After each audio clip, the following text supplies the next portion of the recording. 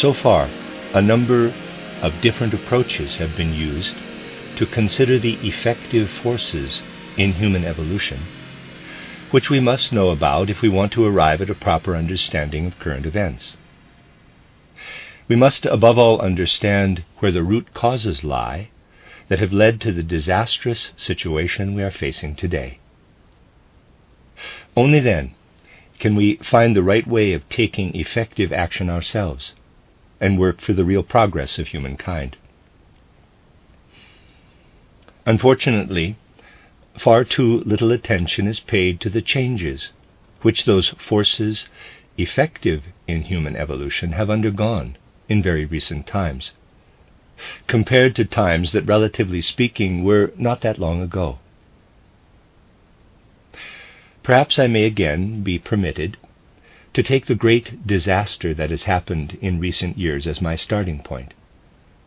This will lead us to the event I referred to in just a few words at the end of my last talk, to the specific Christ event that belongs to the first half of the 20th century, as I have mentioned a number of times. Taking a genuinely unbiased view of the disastrous events and of their consequences that continue into the present, and will still make themselves felt for a long time, we cannot fail to notice how much the whole fabric of the destiny of civilized humanity differs from earlier times. Let me point out immediately that large numbers of people, including those in authority, have not yet become fully aware of what has come upon us. They have been and still are acting in accord with the demands of earlier times, and their actions are not at all in accord with the needs of the present age. Again, let me give an example, just by way of introduction, as it were. We have, they call it a war behind us, a much greater war than any we know of in historical times. We have seen that at the time when the war started, something like a specter from prehistoric times lived in the thoughts that were in people's minds, and that this specter is still there in the minds of people today. We have seen that this specter of ideas, which has continued into the present from prehistoric times, has given rise to opinions. All kinds of measures were taken, and people had no idea that really and fundamentally something quite different was going on to what they imagined the events of the time to be. Like earlier wars, the last one was a conflict between human beings. Human beings were fighting each other. Unlike earlier wars, however, this war involved energies and forces coming from quite different sources than the form of energies used in earlier wars, energies deriving from the particular nature of human beings.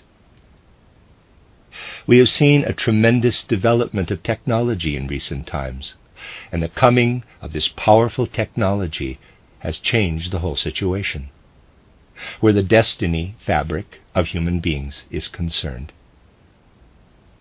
This change determined the course of events in recent years.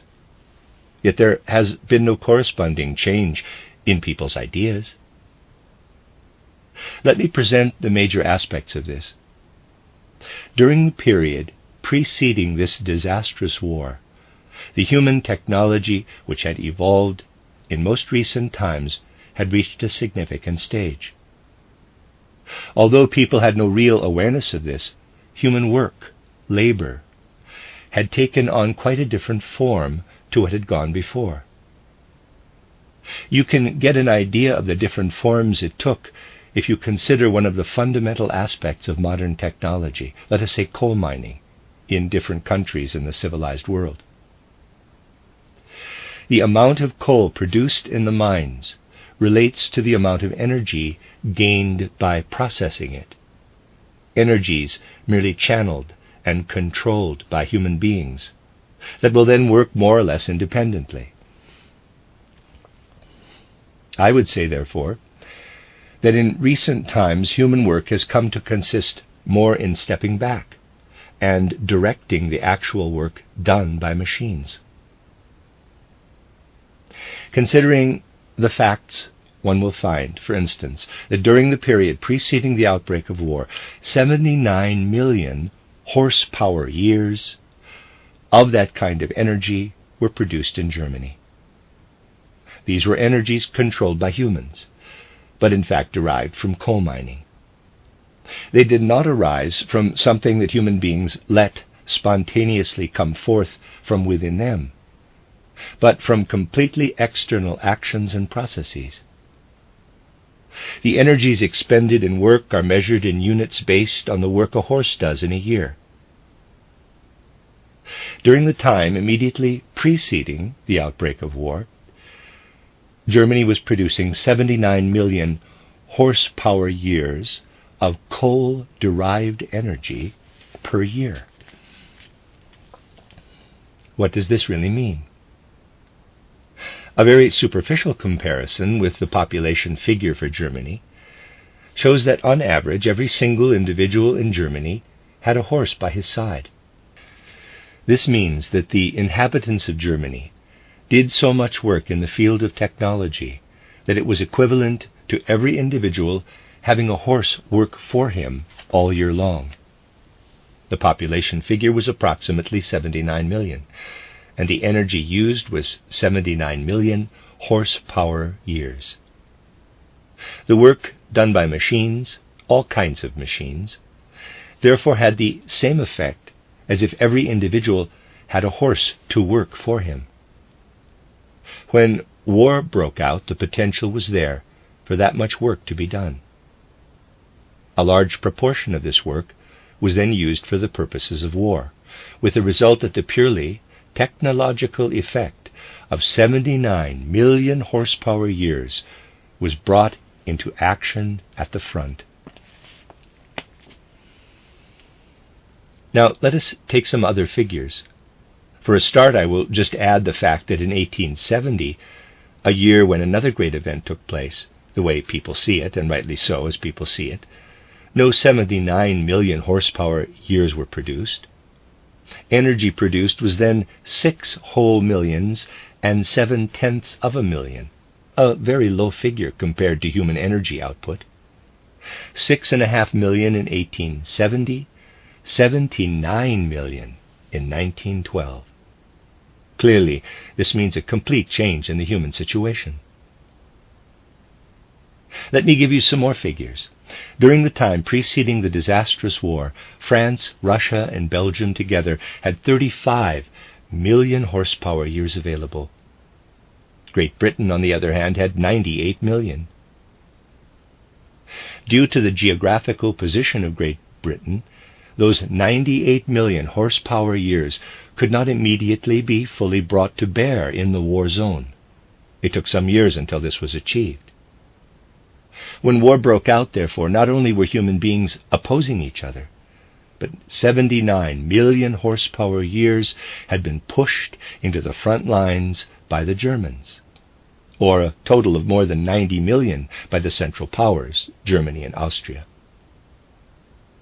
A large part of those energies were, of course, used in the war industries, and therefore reached the front lines indirectly.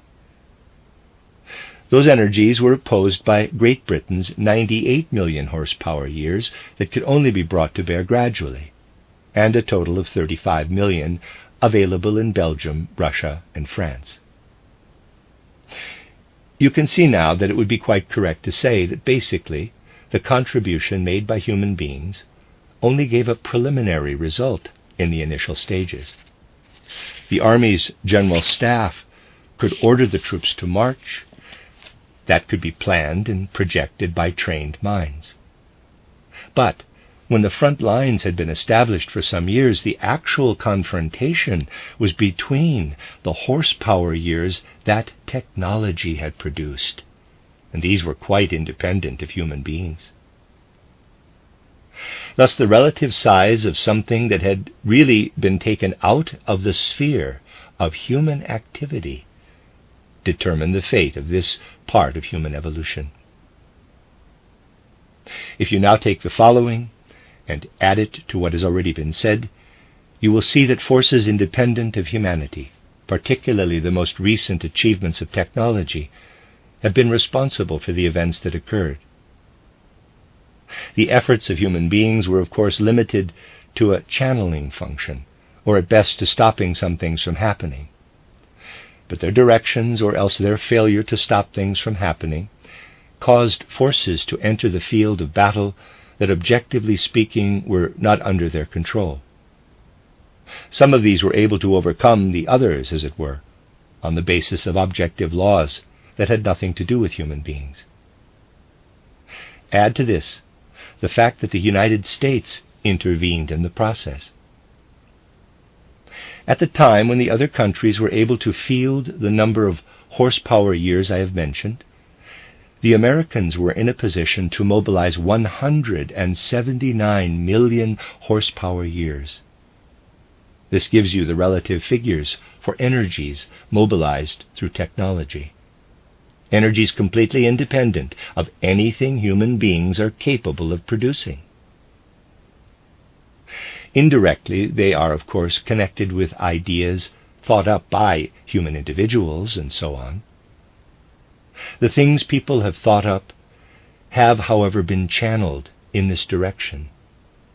And in the war, the situation then was that objective force met objective force, and in the final instance, this had to decide the issue. In very recent times, human beings directed their destinies to such effect that when something occurred that in the past would have taken quite a different course, human actions had caused the forces of destiny to be surrendered to the powers that were active in the objects they themselves had produced. Humans are dependent on the Earth's productivity where these forces are concerned. They are dependent on many factors that do not lie within their own skins. This reveals one of the characteristic features of the present age. I have merely given the most striking example of it. Examples like this can be used to illustrate a point. Yet the things that happened there on a gigantic scale, we cannot merely say on a large scale because it was gigantic, happen on a smaller scale in every day of the life we are given. For we have been delivered up to the products of technology. In 1912, a point had been reached in Germany where fertile human brains had created something outside themselves that did the same amount of work for every individual as a horse would have done. That is the characteristic feature of modern civilization, and we must take a good look at it. What is alive in these forces, with their own objective activity that human beings have created outside themselves in modern civilization?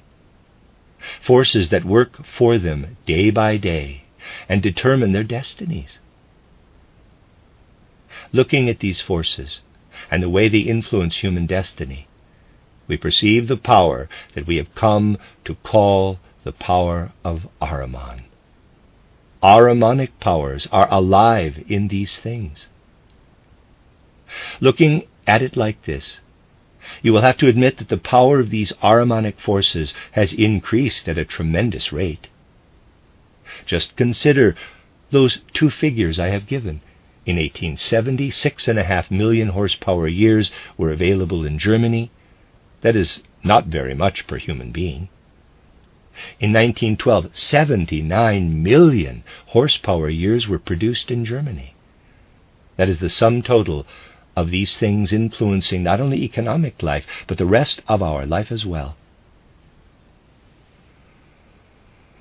So you see what goes on in a world constructed by human beings that is quite independent of what really lies in human nature. These forces are completely at odds with everything that came into effect when people faced each other as human beings, in the battles fought in the ancient Orient, for instance. Only Luciferic forces were involved in those. And this still held true when the Tartar hordes invaded Europe, for example. We often do not realize how different the world has become for modern humanity and how quickly this has come about, relatively speaking. Spiritual science working toward anthroposophy is, moreover, called upon to consider the full implications of such a fact. So far, I have merely described the outer aspect. We begin to see the inner aspect when we consider the powers which are active in this. In the past, they were Luciferic powers, and now they are Ahrimanic. Human beings find themselves in the middle between the two. First of all, however, we must get a definite idea as to what we mean by Ahrimanic and Luciferic. Consider what went on in human soul life in those past times, when the great struggles in which human beings were involved were largely determined by Luciferic elements. At that time, people looked at the phenomena in the world, and, as you know, they looked at them in such a way that they perceived a certain number of elemental beings, let us say demonic spirits.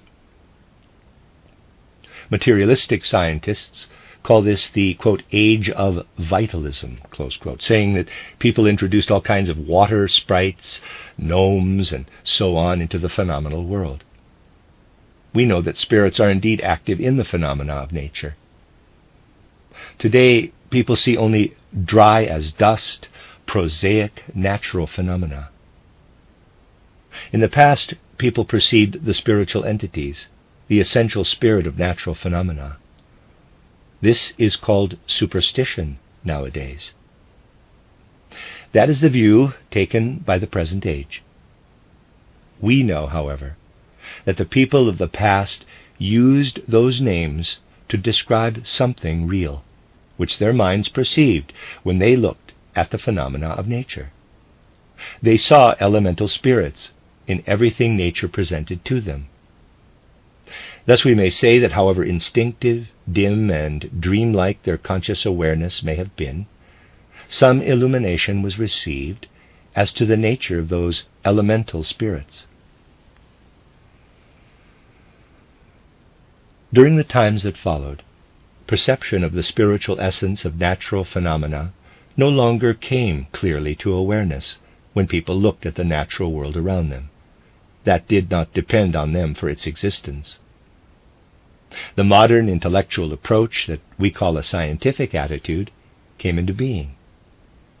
This only concerns itself with forces that can be abstracted from nature and made comprehensible through abstract ideas. In short, the things that may form the content of the human intellect. I would say, however, that without people being aware of it, a completely new world developed in a relatively short time. Just take the time from 1870, when 6 7/10 million horsepower years were used in Germany, to 1912, when 79 million were used. This is a world that did not exist before. These forces are present in the human environment and in major events like those we have seen in recent years. Human destiny actually depended on them, just as formerly it had depended on natural phenomena. These forces and energies also exist and take effect independent of human beings, just as the forces of nature are independent of human beings.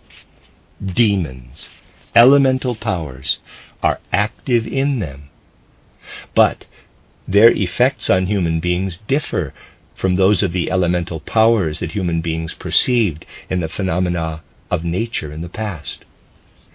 Then people would look at the phenomena of nature and say, quote, elemental spirits are at work in there, close quote. That had an effect on their conscious awareness.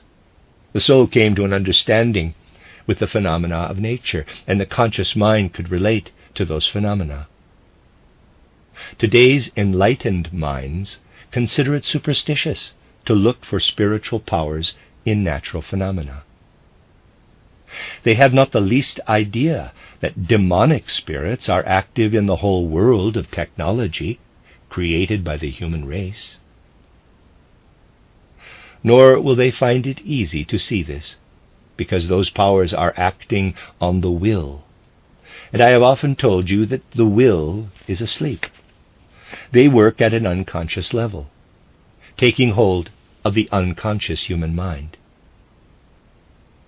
The consequence is as follows. In the past, human beings had at least some awareness of demonic powers.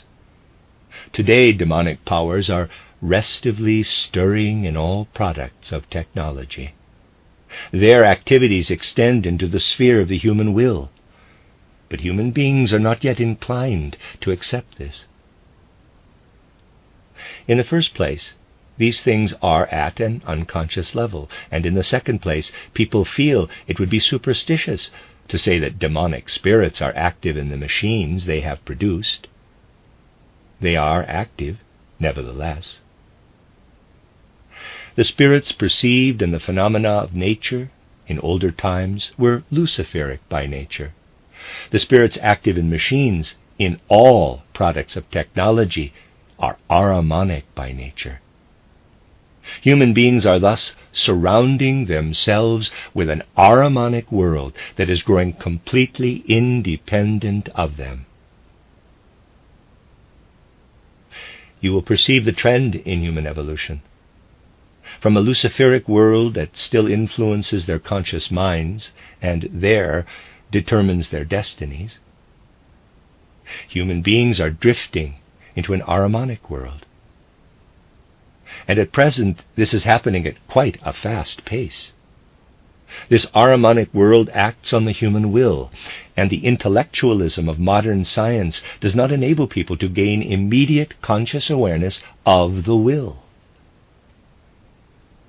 The great danger is that the Ahrimanic world will take hold of the human will, and human beings will completely lose their bearings among the demonic powers that are present in the products of technology. In Eastern Europe, present-day thinking has led to a desire to militarize the economy and make it into a vast machine. Even human beings are trained to be like machines, with human labor made into something quite separate from the human being. Behind it lies the will to call forth will demons, for it is their sphere into which people are sliding in Eastern Europe. The road from the Luciferic to the Ahrimanic sphere, yes, it has to be said that the course of human evolution is going in that direction. Fundamentally speaking, we are right in the middle of leaving the Luciferic and sliding into the Ahrimanic sphere. Luciferic elements are, of course, still present in many ways. The Ahrimanic element is taking hold of people. The Luciferic is more alive in feelings. The Ahrimanic takes effect through the human intellect and comes to realization as it takes form in the products of technology. And now, the Christ event, which we may expect during the first half of the 20th century, enters into the situation to give human beings their bearings. The nature of this Christ event will be such that more people will be having objective experiences and will then know that the etheric Christ is walking on earth, the Christ who will represent the power that once walked on earth in the physical form of Christ Jesus, but now at the etheric level. If people come to know this Christ power, if they let it enter into them, they will find the right way of dealing with the forces influencing them that come from the Ahrimanic powers, which are now in the ascendant. The great problem of our time is that people slide into the Ahrimanic sphere without having the support of the Christ force. We are speaking of something very concrete and positive when we refer to this event that is entering into human evolution in the 20th century. In my first mystery play, I referred to this as the reappearance of the Christ. I would also say that it is possible to perceive what will happen in human souls when they meet this Christ event in a living way. The other day I was able to indicate in a public lecture that the scientific thinking of the West, which is totally lacking in cohesive vision, reaches its limits when it comes to perceiving the nature of the human being. Science mostly grasps the non-living world. This is categorized and so on. Theories are developed concerning both the non-living and the living world. Darwinism does not go beyond the evolution of animals, however. The human being is then placed at the top of the tree, but this theory really does not include the human being. It is unable to perceive the nature of the human being. The same applies to the comprehension of social concepts. I have shown that people really, quote, run on rails, close quote, when working in this field. Their approach is Ahrimanic, technical, and they do not go beyond this. They have got it all down in their books, where credits and liabilities are recorded. They fail, however, to consider the people involved. Those people want their dignity as human beings to be recognized, but no bridges are built between management and workers. Practical life fails to take account of the nature of the human being. On one side, all this is still more or less theoretical today, though perhaps we should not call it theory, but rather the impotence of theory, of perception. On the other side, we have something that is much to the fore in the social sphere today. The things that are not written down in the books are today making themselves felt in strikes and revolutionary movements. They show themselves in life, and they arise out of the work done in industry, in commerce, and so on, just as much as all kinds of goods result from industrial production. It is merely that this element, which is now causing unrest among the people, had not been included in the textbooks. It is therefore making itself felt in real life. I believe it is true to say that very few people really think about these things, which I also discussed at that recent public lecture. The 19th century has really been clouding the issue where these matters are concerned. During the 18th century, some people, certainly the more radical thinkers, did begin to get an idea as to what was coming. The 19th century brought events which caused grand-scale confusion. Pierre Bayle, readers aside, spelled B-A-Y-L-E, end of readers aside. Pierre Bayle made a very peculiar statement in the 18th century. He was one of the 18th century materialists who were the forerunners of the 19th century materialism. His statement went as follows, quote, "States will know honor and dishonor, ambition, egotism, and so forth. But there cannot be a state in which Christian attitudes play an effective role. It is possible to have a state system in which the old heathen virtues and vices play a role, but there can be no such a thing as a Christian state." Close quote. Those were the words of Pierre Bayle, a radical materialist. And there was more truth to his words than to those of the 19th century idealists. Those idealistic thinkers pretended to themselves that states were Christian. The truth is that they were not. Consider the Christian beliefs in the Middle Ages, for those were foremost in Pierre Bayle's mind. Those beliefs were based on a denial of this earth. It was considered a virtue to rise to a life that was not of this world.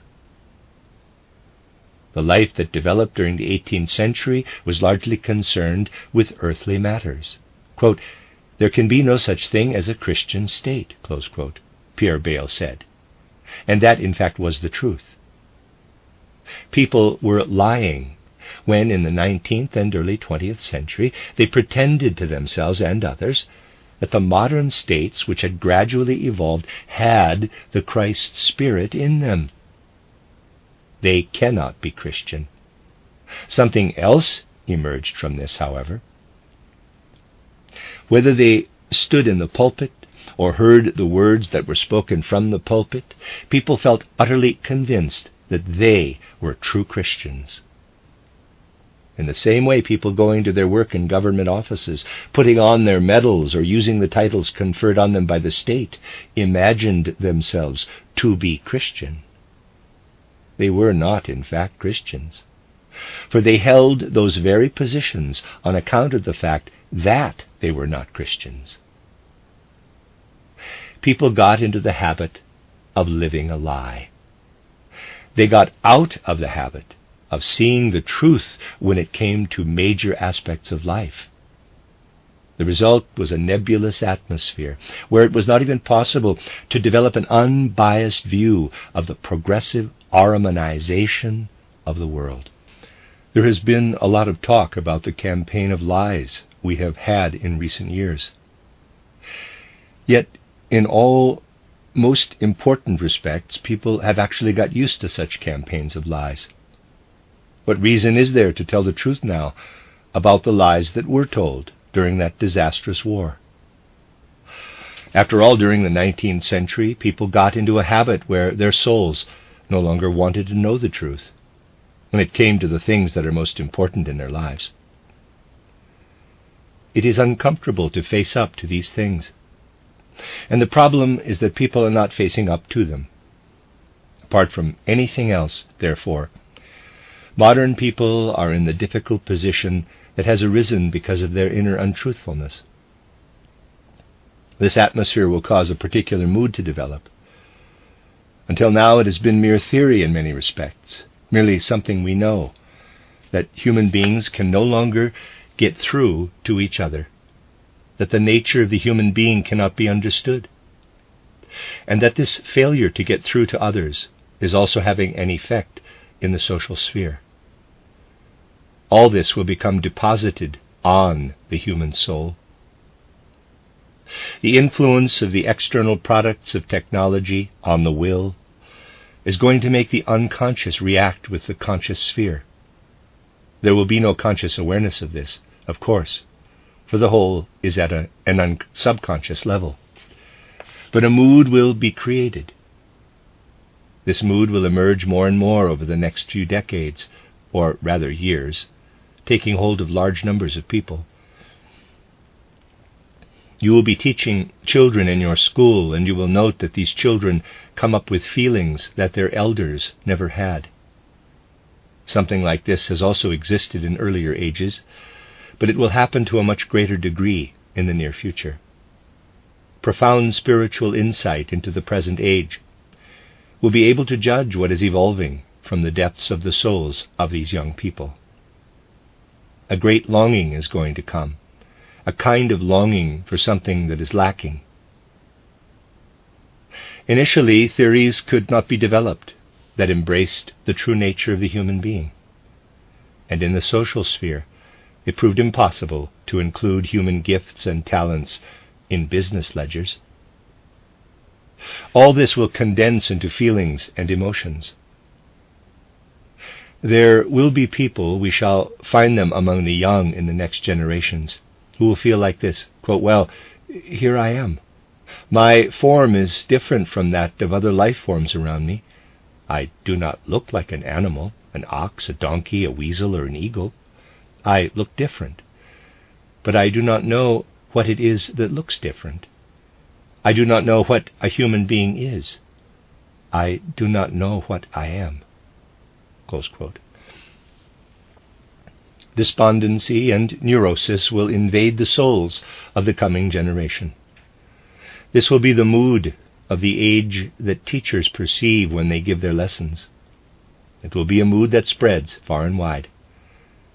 People are so superficial nowadays that it is difficult to talk to them about these things. To show what I mean, let me remind you that during the 18th century, people who had some perception of the soul of that age were speaking of a, quote, Werther fever, close quote. Goethe wrote his Werther title out of the whole mood of that age. Then another novel titled Siegwart appeared. This had been written out of the Siegwart fever of the second half of the 18th century. Those were the moods of the times, but they only affected a limited number of people. A mood will, however, arise in the souls of vast numbers of people that may be brought to expression as follows, quote, well, what am I as a human being? What kind of life form am I as I walk around on two legs? I have a science that I have taken to great heights. I have a life in the social sphere. Yet both of them do not touch on the reality of what I am. Close quote. This mood will be the great question mark of the age, a question mark as to one's own nature as a human being. It will prepare the eye of the soul, EYE, so that it may perceive something that is difficult to describe, but will, nevertheless, come to be the new Christ event. Out of that longing, the power will arise to see the Christ made evident. Outer want will become an inner want for the soul. And out of this inner want is to be born the vision of the Christ who will be walking unseen among human beings. And they will need to hold on to him to stop them from sliding from the Luciferic into the Ahrimanic sphere in a way that is quite unthinkable. What good is the whole of science to us if it cannot help us get a really concrete grasp of human life in its immediacy? It has to be clearly understood that human beings as they are today already have a whole number of earth lives behind them. We live through repeated earth lives. In earlier earth lives, we ourselves have seen elemental powers at work in the phenomena of nature. We have brought the fruits of those earlier earth lives into our present life. Then we knew that nature spirits around us determined our destinies, and that we had those spirits within us. Today, we consider nature entirely with the intellect, with the head, and the products of technology we ourselves have produced are considered in the same way. All we see are the contents of our intellect. But out of the many earth lives we have lived through, though we refuse to consider them nowadays, something is restlessly astir in us that I have called a great longing, a longing for something that is lacking. We have been human beings who looked at nature and saw the spirit. This enabled us to develop an inner feeling for the true nature of human beings. Now we have a science and a social awareness that do not get as far as the human being. Our past vision of the world around us has given us the potential capacity to feel ourselves to be human beings. Today we look into a nature empty of human beings. We do not penetrate as far as the human being. This will create a great need in the souls of people in the decades to come. This need in the souls of people is a positive power. And out of this positive power will be born the ability to see the Christ. The old way of approaching the Christ has been destroyed by the theology of most recent times. Our modern theology has made the Christ into the simple man of Nazareth. Surely it will be impossible for human beings to relate to the Christ event today unless there is a renewal of life in the Spirit. The Catholic Church knew very well why it did not want the masses to have direct access to the Gospels. In theory, Catholics are still not permitted to read the Gospels.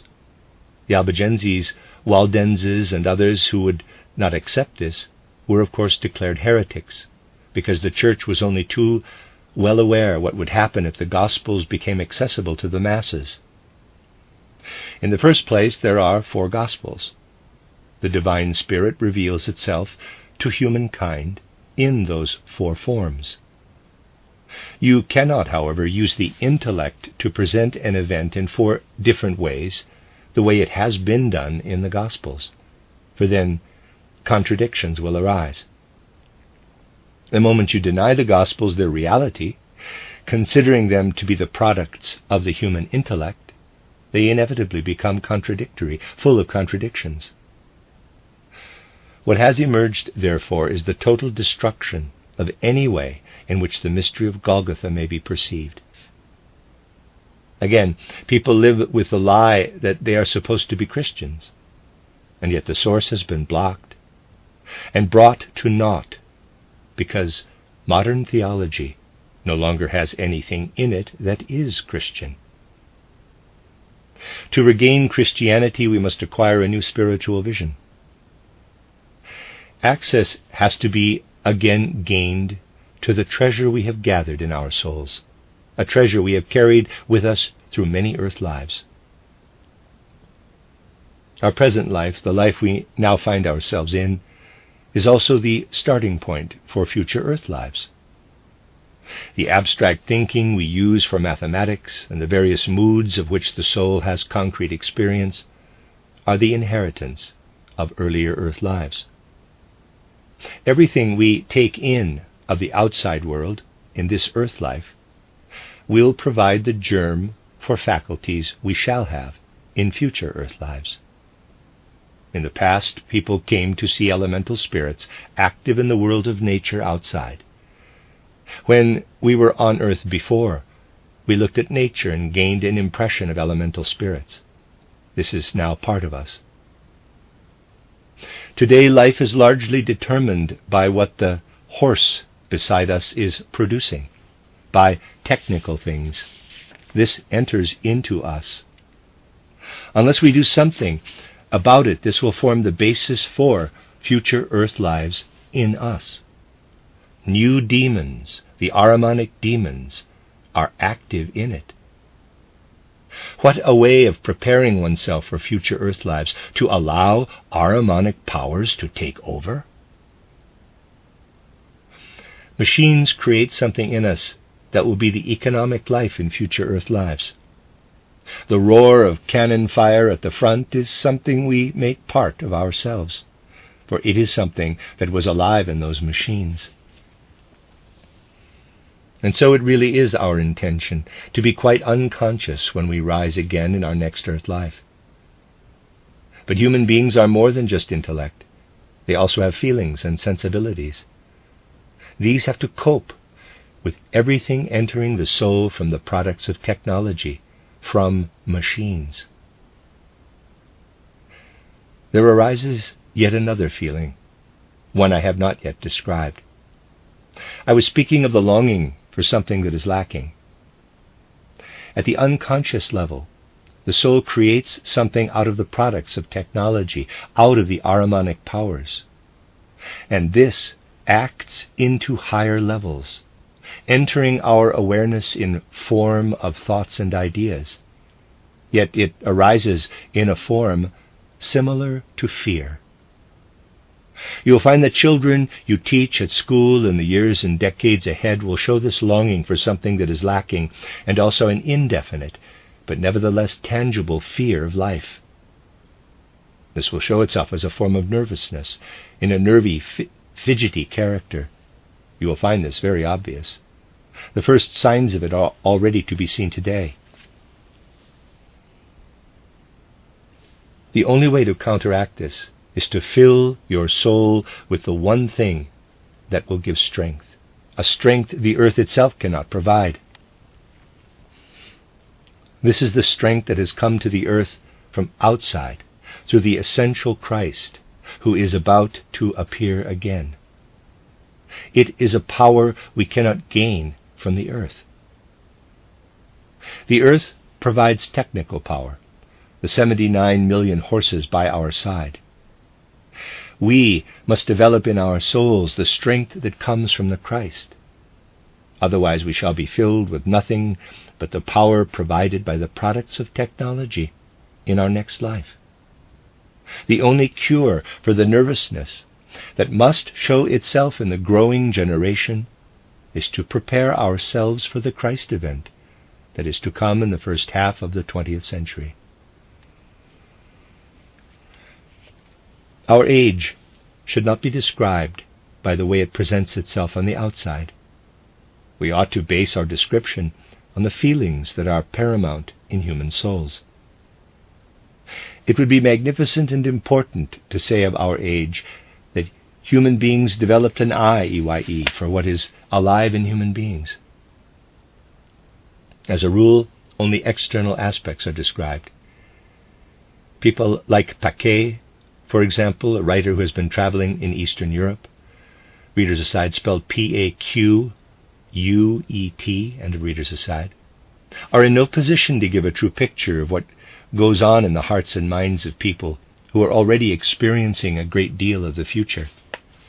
All such writers can do is describe things from the outside. If spiritual science is to come alive in us, it must be able to provide us with insight into the sphere of feelings and sensibilities. You do not know what life really is if you use abstract terms to speak of the Christ event that is to come. You only know what life really is if you speak of human souls moving ahead to meet this Christ event, partly with longing in their heart and partly with fear. Surely it must be impossible for people, as they are today, to grasp such things as the way the fate of that disastrous war was sealed by Ahrimanic forces, quite independent of anything human beings were able to do. It was entirely determined by elements thought up in human brains that then became objective forces. It is impossible for modern people to get the right picture and assess the real effects of these things unless they take account of spiritual science. Just think what it means that there were 79 million horsepower years produced in Germany, 98 million in Great Britain, 35 million in Belgium, France, and Russia, and finally the 179 million produced in the United States were added to this. We are speaking of something that takes no account of human nature. And those are the factors that truly determine human destiny today. Human beings have totally given themselves over to something that is no longer human. The statement that human insight does not go as far as the human being now appears in a new light. Human beings remain limited to the non-human realm. Even in the social sphere, they will be limited to non-human aspects, unless they find the bridge that leads to the nature of the human being. That is how they fulfill their destiny today. They make their destiny partly dependent on elements that are no longer human. They produce elements which will partly determine human destiny, and yet human beings themselves will no longer be able to influence these elements. We ought no longer to be speaking of courage, of the brilliance of the general staff and the like, when we want to speak of the way destinies are determined, but of the ratio of horsepower years produced in different countries. Human destiny has to be discussed without reference to human beings. People will need tremendous strength to rise and face this human destiny, which is determined by non-human elements, and to call out, the destiny of the human race must be determined by human beings again. That can only happen, of course, if people let the power of Christ enter into them. This power of Christ is approaching, and it will restore them to their human powers. We can only become sure of ourselves as human beings if we walk the road created by the whole of technology, but do not let our lives be governed by the products of technology, and grow able to behold the Christ power that can become part of us and overcome all those products of technology. These are the lessons to be learned today. These are the words that tell us how we can prepare ourselves for the Christ event. All the mediocre stuff that makes up the bulk of modern literature, all the empty talk one hears nowadays, will not help humanity to progress. it will only mean regression. Progress can solely and only be achieved with the things we gain by going down to the spiritual bedrock. And we will make no progress at all unless we become fully aware again of the seriousness of these things. It is necessary for us to understand that humanity has created a completely new world around itself today. Human beings themselves have developed the energies and forces that now determine their destinies. This certainly does not merely mean the events of war. Step outside and you will see the factories that determine our destiny. And the same principle is to be found in ordinary life. It is not limited to the destinies of 1914. Ahrimanic forces are producing those smoking chimneys. The human being no longer counts there. Walking on past the factory, we come to the church. The church still has its traditional message, but this has grown abstract. It no longer has relevance in ordinary life. The church concerns itself with things that have no application in practical life. All this is Luciferic, just as the things that go on in factories are Ahrimanic. The dreadful thing connected with the destiny of modern humankind is that in the places where people speak of the things of the Spirit, all ability has been lost to relate to real life. In a public lecture I recently gave, I spoke of American preachers coming to Switzerland and other neutral countries and saying something like this, quote, "The League of Nations must be created, for it will be a great blessing for humankind. But it cannot develop from the ideas of statesmen. It will be necessary to win people's hearts instead, so that they will believe in the League of Nations." Close quote. Anyone with an unprejudiced mind will realize that these gentlemen make very fine speeches. Yet if that is enough to please us, and we find it sufficient to praise the beauty of those speeches, we fail to understand the signs of the times. Those may be honeyed words, but their sweetness does not penetrate to the hearts of the people. Those hearts are full of worry about the economic situation, and no bridge exists to words that take their origin in old religious persuasions. You cannot use them to create a League of Nations, nor can you do so with the words uttered by Woodrow Wilson, Clemenceau, and others.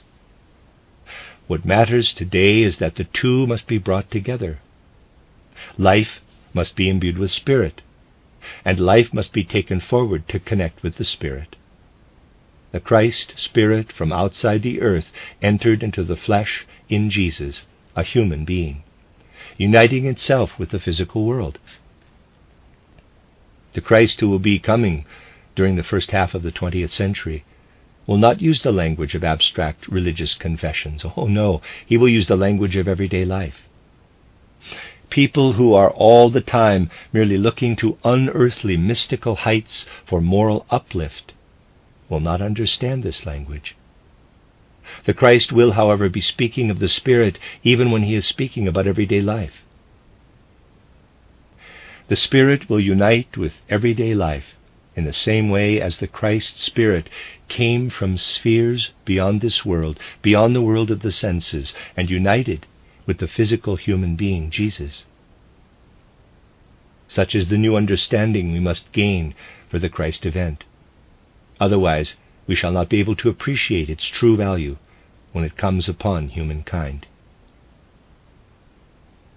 A question we may ask even now is the following, quote, "What will be the attitude of the people who are preaching official Christianity to the Christ event when it occurs during the first half of the 20th century?" Close quote. If we understand the Gospels rightly, they actually provide an example for us. The Gospels speak of, quote, "scribes and Pharisees," close quote. Our judgment would be wrong if we were to place Adolf Harnack among those who testify for the Christ. We only judge him rightly if we follow the example of the Gospels and place him among the Pharisees and scribes. And there are others of the same kind who must also be counted among them. It is essential to judge these things in the right way. We must get to the truth. The materialist Pierre Bayle said that a state could not be Christian, that states might know honor and dishonor, ambition and egotism, but that a Christian state was an impossibility. A social community in the name of Christ will, however, be possible, providing we do not insist on a political state, but rather establish an independent life of the Spirit.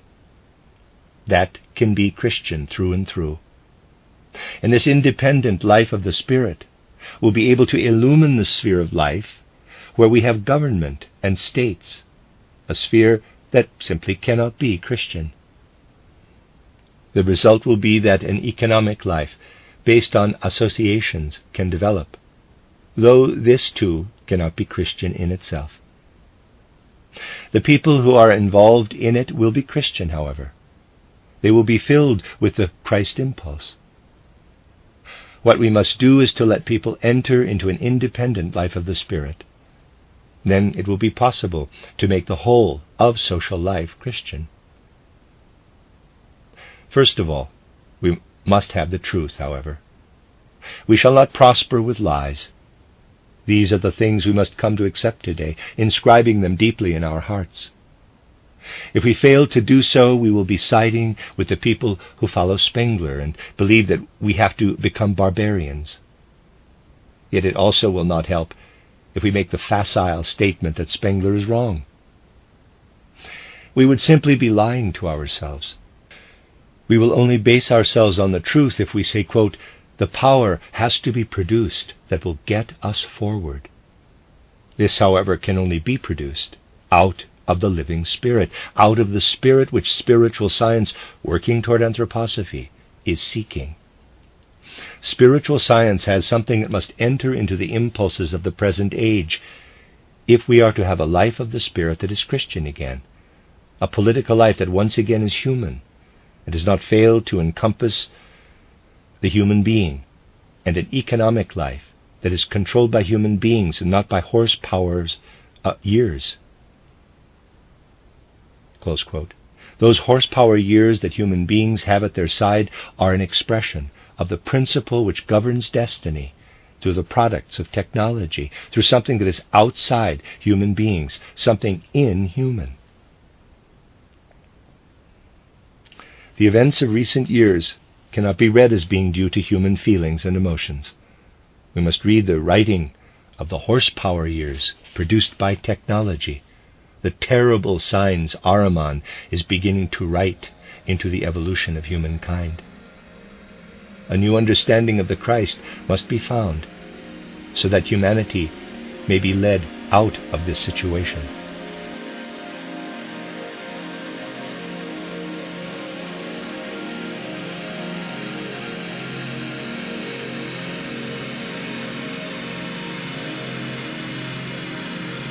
Please consider supporting the creators.